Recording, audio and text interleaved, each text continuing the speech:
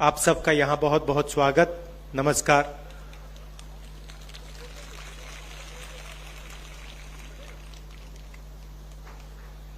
पिछले चुनाव में हमने आपसे 2-3 बड़े वायदे किए थे। किसानों को अपनी मेहनत का सही फल, उनका कर्जा माफी, बिजली बिल हाफ, ये वायदे हमने आपसे कही थे। और जब हम आपसे ये वायदे कर रहे थे तो हिंदुस्तान के प्रधानमंत्री और बीजेपी के बड़े बड़े नेता ऐसे स्टेज से हर रोज कह रहे थे कि ये वायदे पूरे नहीं हो सकते। और जैसे ही हमारी सरकार बनी,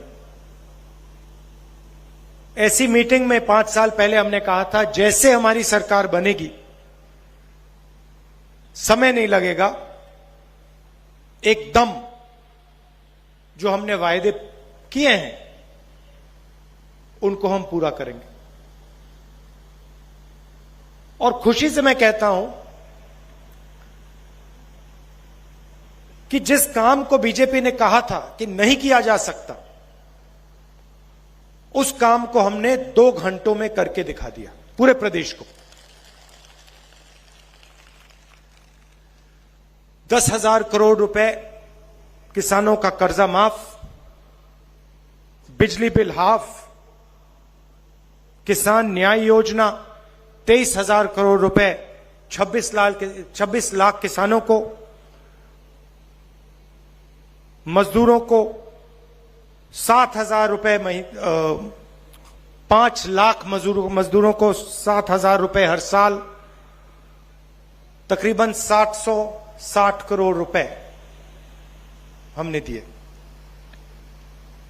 देखिए, सरकार चलाने के 2 तरीके होते हैं। आप किसी भी सरकार को देखो,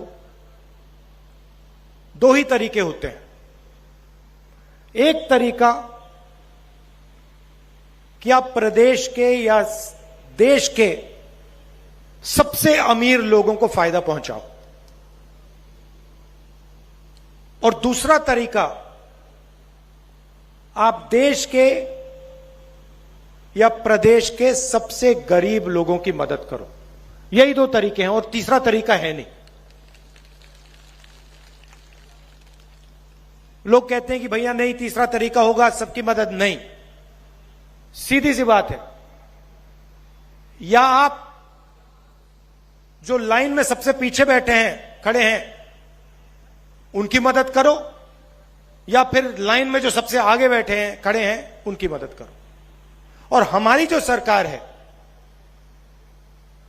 और किसी भी स्टेट में देख लीजिए, यूपीए की सरकारों को देख लो, हमारी सरकार किसानों की, मजदूरों की, गरीब लोगों की, बेरोजगार लोगों की, इनकी मदद करती है। उनकी सरकारें जो हैं बड़ी बड़ी बातें करती हैं, मगर अंत में अदानी जी की वो मदद करते हैं। आप देखिए, देश की हालत देखिए। बघेल जी ने कहा खदान अदानी जी को दी जाती है, एयरपोर्ट अदानी जी को दी जाते हैं, पोर्ट्स अदानी जी को दिए जाते हैं, कानून बनाए जाते हैं। किसान के खिलाफ जो कानून बनाए गए, वो कानून अदानी जी की मदद करने के लिए। हिमाचल प्रदेश में आप जाइए, सेब का पूरा बिजनेस अदानी जी के हाथ में। जम्मू कश्मीर जाइए, वहां पे सेब का बिजनेस अदानी जी के हाथ में। तो जो भी वो करते हैं, अदानी जी के लिए, देश के सबसे बड़े 2-3 उद्योगपतियों के लिए करते हैं। और जो भी हम करते हैं, हम किसानों के लिए करते हैं, मजदूरों के लिए करते हैं, आदिवासियों के लिए करते हैं, दलितों के लिए करते हैं, पिछड़ों के लिए करते हैं। सीधी सी बात, मनरेगा देख लीजिए, हम मनरेगा लाए, लोकसभा में प्रधानमंत्री ने देश के सब मजदूरों का अपमान किया, कहा कि मनरेगा बिल्कुल बेकार प्रोग्राम है। भोजन का अधिकार हम लाए, कर्जा माफी हमने की। क्यों? क्योंकि हम जानते हैं कि जब तक हम गरीबों की मदद नहीं करेंगे, कमजोर लोगों की मदद नहीं करेंगे, तब तक यह देश खड़ा नहीं हो सकता, यह देश प्रगति नहीं कर सकता है। अब देखिए, छत्तीसगढ़ में हमने वायदा किया था 2,500 रुपए प्रति क्विंटल। सही बात है? सही बात है ना? आज क्या रेट है? आज 2,500 है क्या? कितना ज्यादा? कितना है? 2,640। और यहां सारे लोग जानते हैं कि आज 2,640 है। कांग्रेस पार्टी ने वायदा किया था 2,500 का, और आने वाले समय में जाके वो 3,000 तक पहुंचेगा। सब जानते हैं, पूरा प्रदेश जानता है। अब इसका क्या फायदा है? सबसे पहले किसानों की मदद होती है, मजदूरों की मदद होती है। अब जब किसान के जेब में पैसा आता है, वो उस पैसे का इस्तेमाल गांव में करता है, गांव में वो अपना पैसा डालता है, कुछ खरीदता है,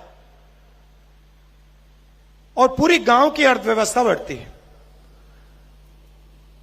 बीजेपी की सरकार क्या करती है? वही पैसा जो हम किसान को देते हैं, 2,500 प्रति क्विंटल लाखों किसानों को हमने जो दिया, वही पैसा बीजेपी अदानी को दे देती है। क्या अदानी अपने पैसे को गांव में डालता है क्या? क्या अदानी अपने पैसे को गांव में खर्च करता है क्या? नहीं।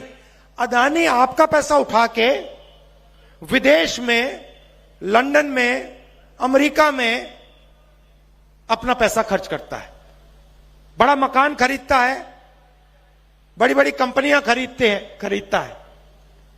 तो हम जो काम करते हैं आपकी अर्थव्यवस्था को चलाने के लिए करते हैं, आपकी मदद करने के लिए करते हैं। बिजली बिल हमने हाफ क्यों किया? बिजली बिल हमने हाफ किया, आपके जेब में पैसा आया, वही पैसा जो आपने बचाया उसको आपने खर्च किया। कहां खर्च किया? गांव में खर्च किया, गांव की अर्थव्यवस्था बढ़ी।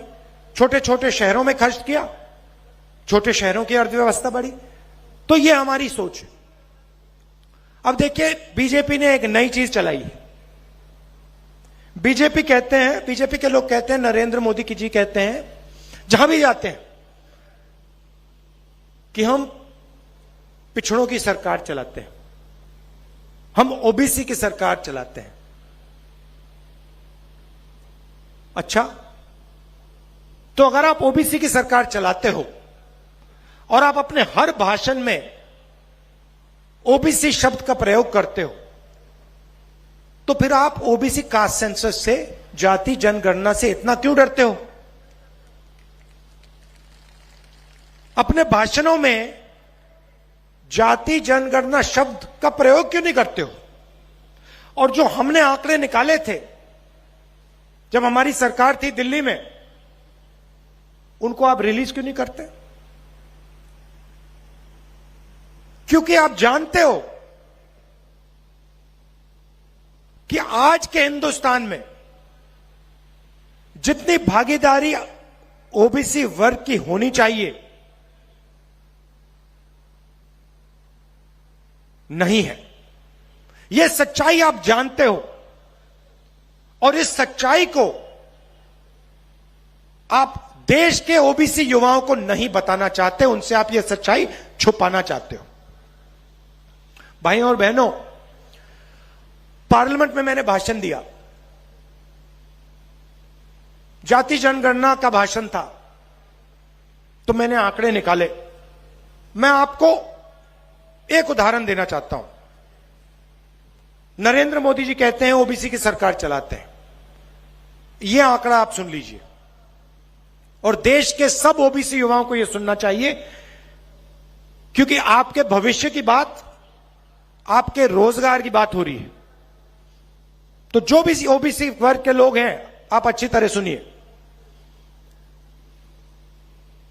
मैंने ये पार्लियामेंट में सवाल पूछा था, आंकड़ा रखा था, बीजेपी के लोग चुप हो गए, एक शब्द नहीं बोल पाए।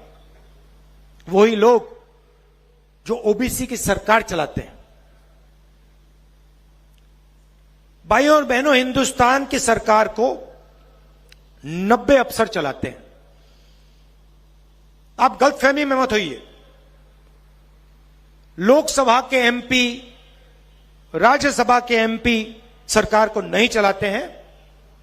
हिंदुस्तान सरकार में 90 आईएएस ऑफिसर्स हैं, जिनको secretary to government of India कहा जाता है, कैबिनेट सेक्रेटरी कहा जाता है।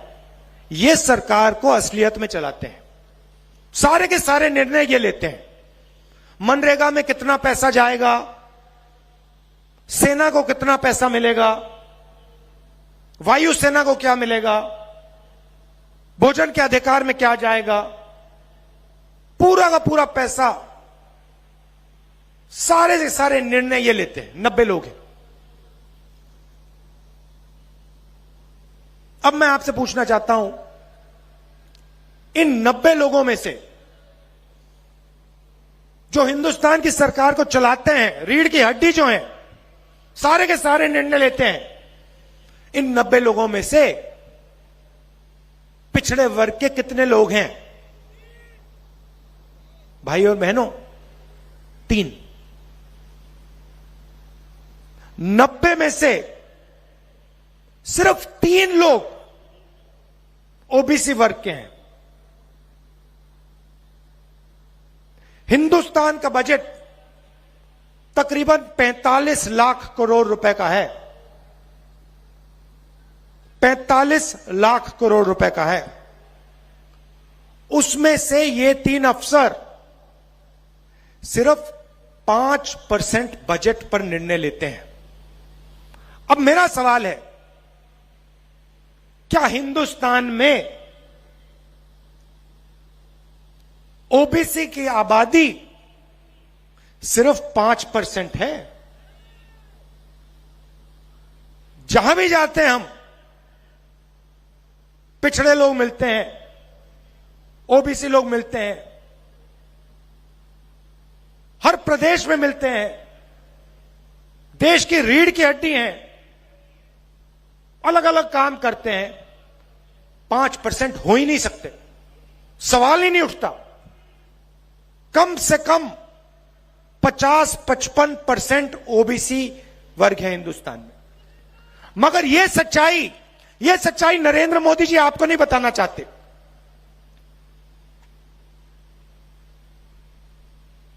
ओबीसी वर्ग को जागरूक होना पड़ेगा। आपको ठगा जा रहा है। आपकी आबादी 50% से ज्यादा है, मगर हिंदुस्तान को चलाने में आपको 5% भागीदारी भी नहीं मिल रही। और जब मैंने यह सवाल नरेंद्र मोदी जी के सामने पूछा, और मैं आज फिर पूछ रहा हूं, नरेंद्र मोदी जी, आपने इस सवाल का जवाब क्यों नहीं दिया कि हिंदुस्तान में 50% ओबीसी वर्ग है,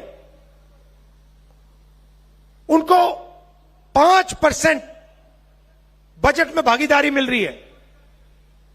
आप 24 घंटे कहते हो ओबीसी की सरकार चला रहा हूं, आप झूठ कहते हो। आपकी सरकार ओबीसी की सरकार नहीं है, और यह बात हर ओबीसी युवा को समझनी होगी। मैं आपके भविष्य की बात कर रहा हूं। आपके साथ नरेंद्र मोदी जी और बीजेपी अन्याय कर रहे हैं, और पहला कदम आपके लिए, पहला कदम जाति जनगणना है। उसके बाद पूरे देश को पता लग जाएगा ओबीसी की आबादी, सच्ची आबादी कितनी है। नरेंद्र मोदी जी अपने एक भी भाषण में ये बात नहीं उठाते। प्रेस वाले तो उनसे सवाल पूछ नहीं सकते, प्रेस कॉन्फ्रेंस तो कभी करते नहीं है। मगर अगर आप कभी उनकी मीटिंग में, जो टीवी पे देख रहे हैं ओबीसी युवा, आप कभी उनकी मीटिंग में जाओ तो उनसे आप एक सवाल पूछो, चिल्ला के पूछो, नरेंद्र मोदी जी, आप जाति जनगणना से क्यों डरते हो? कांग्रेस पार्टी ने जो जाति जनगणना के जो आंकड़े थे वो निकाले, उनको आप रिलीज क्यों नहीं कर रहे हो? यह सवाल आप पूछिए, ओबीसी युवा आप पूछिए, आपके भविष्य की बात है। और मैं आपको बता रहा हूं, सिर्फ छत्तीसगढ़ के ओबीसी युवाओं को नहीं, पूरे देश के हर ओबीसी युवा को, कि हम यह अन्याय नहीं होने देंगे। जाति जनगणना को हम आपके लिए जल्दी से जल्दी करवा देंगे। दिल्ली में सरकार आएगी, जैसे हमने यहां कहा था, 2 घंटे में काम शुरू हो जाएगा। और छत्तीसगढ़ में सरकार आएगी तो छत्तीसगढ़ की सरकार जाति बेस्ड सर्वे करवाएगी और सच्चाई आपके सामने रख देगी। मैंने पिछड़ों की बात की, मैं आदिवासियों की भी बात करना चाहता हूं। अब देखिए, हम आदिवासियों को आदिवासी कहते हैं। आपने देखा होगा, बीजेपी के लोग आदिवासी नहीं कहते, क्या कहते हैं? वनवासी शब्द का प्रयोग करते हैं। शब्दों में बहुत कुछ छुपा होता है भाइयों। वनवासी और आदिवासी बिल्कुल अलग चीजें हैं।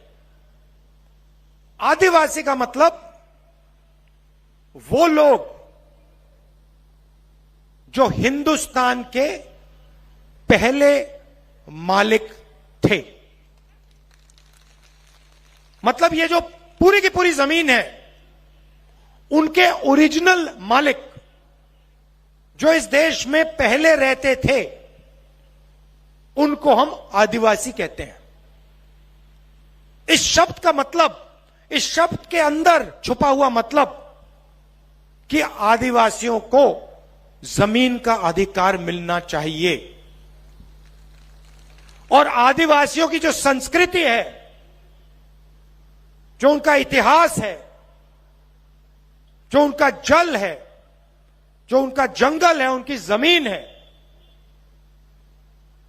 उसकी रक्षा की जानी चाहिए और उसके हक आदिवासियों को मिलने चाहिए, क्योंकि वो हिंदुस्तान के पुराने पहले मालिक हैं। यह है आदिवासी शब्द का मतलब। वनवासी का दूसरा मतलब है। वनवासी शब्द का मतलब यह नहीं है कि आप हिंदुस्तान के पहले मालिक थे। वनवासी शब्द यह नहीं कहता है कि आपको हक मिलना चाहिए।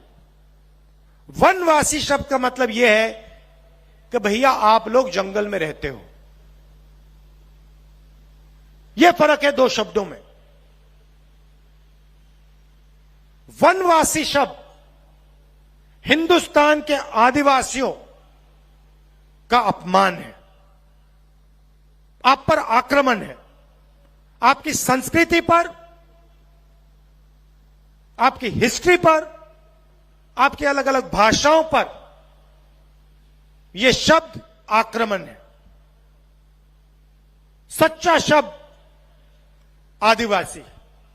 अब आदिवासियों के लिए कांग्रेस पार्टी ने क्या किया और बीजेपी क्या करती है?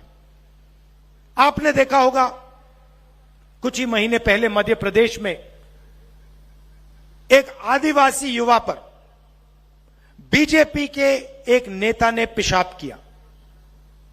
आपने देखा, वीडियो देखा आपने? यह इनकी सोच है। हमने क्या किया? हम पैसा कानून लाए, आपकी जमीन पर आपको अधिकार दिया, और पैसा कानून और आदिवासी बिल में साफ लिखा था कि अगर आपको आदिवासियों से जमीन लेनी है तो बिना ग्राम सभा से पूछे आप जमीन नहीं ले सकते। यह सबसे जरूरी बात है। मतलब चाहे वो कोई भी हो, अदानी हो, कोई भी हो, अरबपति हो, अगर उसे आदिवासियों से जमीन लेनी है तो आदिवासियों से पूछकर, ग्राम सभा से पूछकर परमिशन लेकर जमीन ली जा सकती है, नहीं तो नहीं। बहुत बड़ा काम था। बीजेपी ने क्या किया, ये जो परमिशन लेने की जरूरत थी, ग्राम सभा से परमिशन लेने की जरूरत थी, इसको उन्होंने रद्द कर दिया। पैसा कानून और आदिवासी बिल को उन्होंने अंदर से खोखला कर दिया। छत्तीसगढ़ में आपकी जमीन नहीं ली जा सकती, क्योंकि हम यहां खड़े हैं, सोनिया जी खड़ी हैं, खारगे जी खड़े हैं, मैं खड़ा हूं, आपके चीफ मिनिस्टर टीएस सिंहदेव, हम सब खड़े हैं, नहीं ले सकते। मगर बाकी देश में नरेंद्र मोदी, उनकी सरकार आदिवासियों से, गरीबों से बिना परमिशन लिए जमीन छीन लेती है। अब देखिए हम आपके लिए क्या करने जा रहे हैं। पहले तेंदुपत्ता की बोरी 2,500 रुपए में की थी, अब हम उसको 4,000 रुपए करने जा रहे हैं। आपके जो माइनर फॉरेस्ट प्रोडक्ट्स हैं, जो जंगल में उगते हैं, उसके लिए 10 रुपए एक्स्ट्रा हम एमएसपी देने जा रहे हैं। अच्छा, एक और बात, बहुत जरूरी बात, जहां भी बीजेपी के नेता जाते हैं वो हिंदी की बात करते हैं, कहते हैं हिंदी सबसे जरूरी भाषा है, और कहते हैं कि देखिए छत्तीसगढ़िया और अंग्रेजी जरूरी भाषाएं नहीं है। हमारी सोच अलग है। हम कहते हैं हिंदी भी जरूरी है, छत्तीसगढ़िया भी जरूरी है और अंग्रेजी भी जरूरी है। क्यों? कि अगर आपको छत्तीसगढ़ में बातचीत करनी है तो आप छत्तीसगढ़िया का प्रयोग करोगे। अगर आपको यूपी में बात करनी हो, आप यूपी जाओ, मध्य प्रदेश जाओ, तो हिंदी काम आएगी। और अगर आप बाकी दुनिया के लोगों से बात करना चाहो, कोई टूरिस्ट आए उससे आप बात करना चाहो, कोई बड़ी कंपनी का मालिक अमेरिका से आए उससे आप बात करना चाहो, तो फिर अंग्रेजी चलेगी। तो हम चाहते हैं कि आप जहां भी जाओ आप भाषा का प्रयोग कर पाओ और उसका फायदा उठा पाओ। अब आप एक काम कीजिए, किसी भी बीजेपी के नेता से आप पूछ लीजिए, जो स्टेट से 24 घंटा कहते हैं कि भैया अंग्रेजी खराब है, सिर्फ हिंदी होनी चाहिए। आप उनसे एक सवाल पूछिए,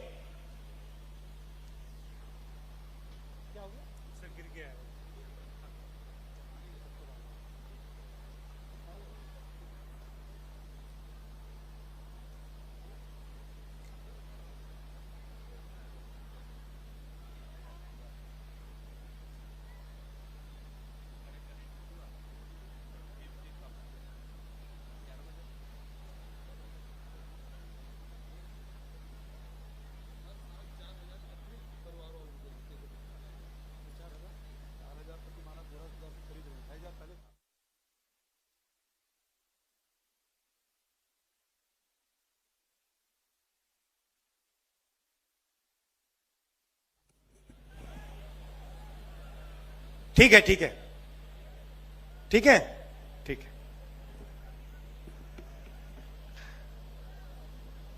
तो आप किसी भी बीजेपी के नेता से पूछो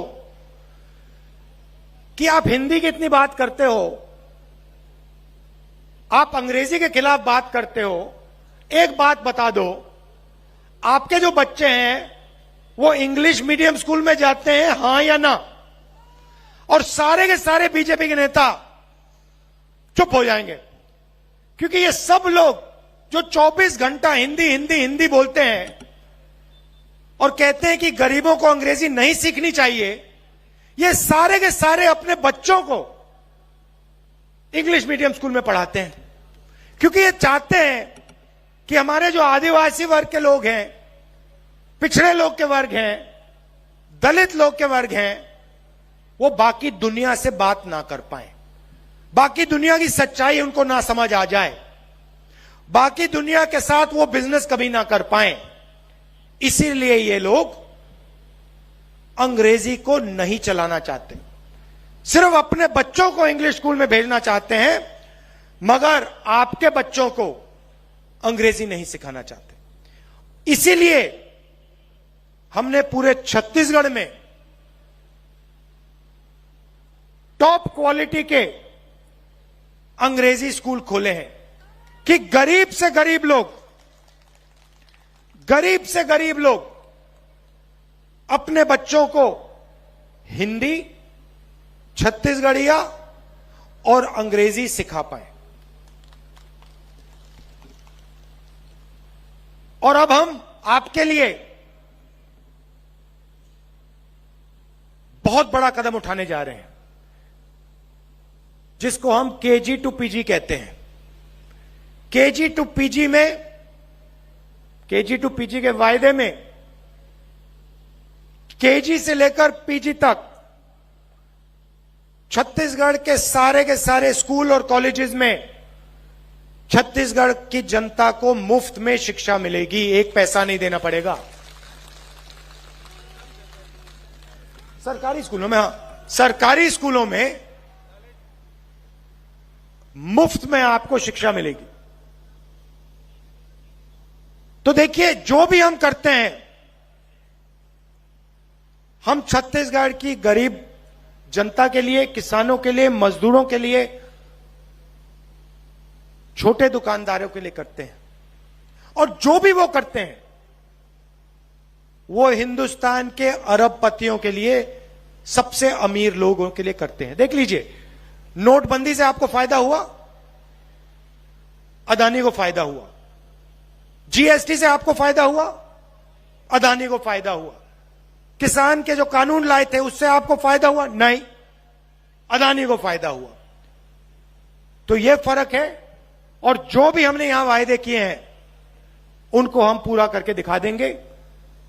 जैसे ही हमारी सरकार बनेगी, जो भी हमने आपको कहा है वो हम पूरा करके आपको दिखा देंगे। आप सबका बहुत बहुत धन्यवाद। नमस्कार, जय हिंद।